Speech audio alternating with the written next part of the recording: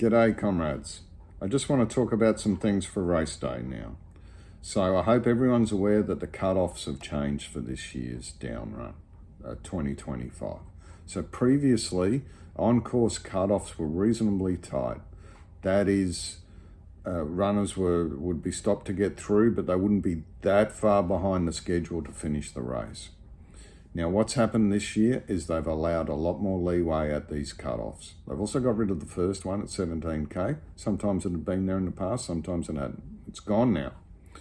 So the other cut-offs, you should have plenty of time to get through them. This will mean if you get a problem along the way, so unscheduled toilet stop, for instance, you feel a bit ill because something disagreed with you that you ate, anything like that, that won't be a problem now. You'll have time to get through. You will have to catch up that time though. Remember that.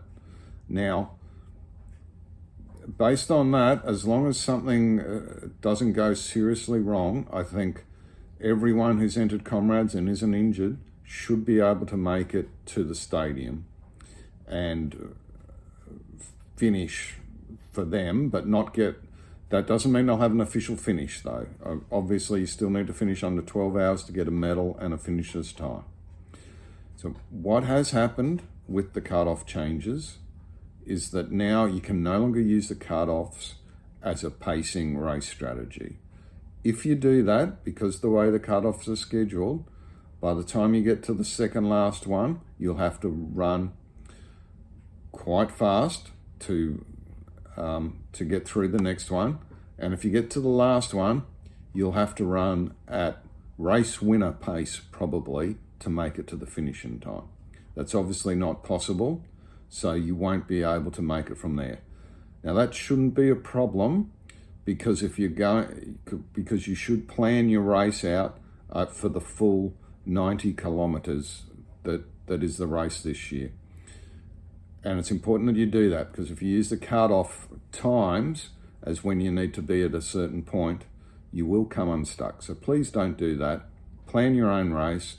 You can use the cut-off points as points, but you need to assign a time yourself on when you need to be there and not use the cut-off times as a marker. So I hope that's clear. Now, the race itself, remember the second half is where the crowds are really heavy. Please enjoy that. It's a unique moment running Comrades, and you really want to soak up that atmosphere and enjoy the adulation and cheering that comes from the crowds.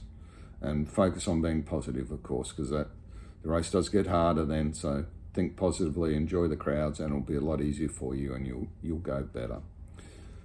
The finish itself, there'll be separate chutes depending on which group or wave you started in, and you'll get your appropriate medal for there. So you should be directed, but also keep a lookout for which one matches you, and everything should work out fine. Now, I did want to talk about post-race after-party. I have done a bit of research and seen the Coach Parry after-party is sold out, and the Bruce Fordyce after-party is sold out. But I can say that on brucefordyce.com, they are still taking a waiting list. So if you can afford it, I'd recommend you do that because I've been to that after-party 3 times, and it is fantastic, and just enjoying the moment with other runners is really very special, and you can swap all your race day war stories as well, and it is a very enjoyable moment. So please enjoy your race, and thanks for watching.